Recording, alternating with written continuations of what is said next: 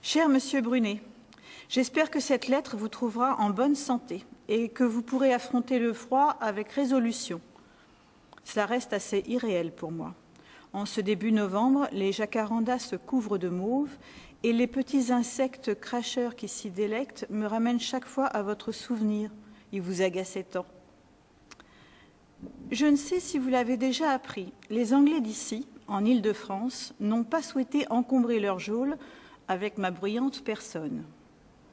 Dès que nous avons débarqué à Port-Louis, ils ont examiné les papiers de bord avec la plus grande intransigeance.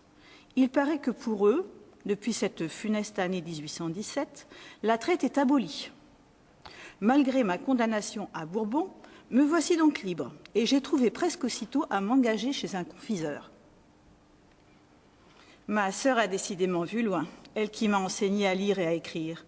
Je peux rendre, grâce à cette connaissance, de grands services à la boutique et j'y suis fort bien considérée.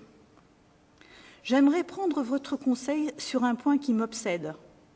En tant qu'ancien substitut, vous pourrez certainement m'éclairer.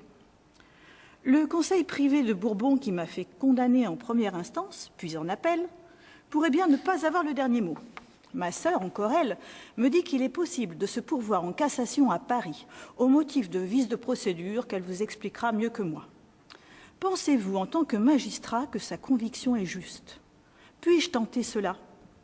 Ce conseil privé ne m'a laissé aucune possibilité de prendre la parole.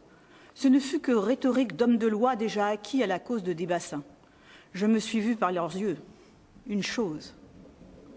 Moi, les Noirs, qualité libre, qualités esclaves, les pas mon couleur. J'aimerais tant pouvoir faire entendre mon droit.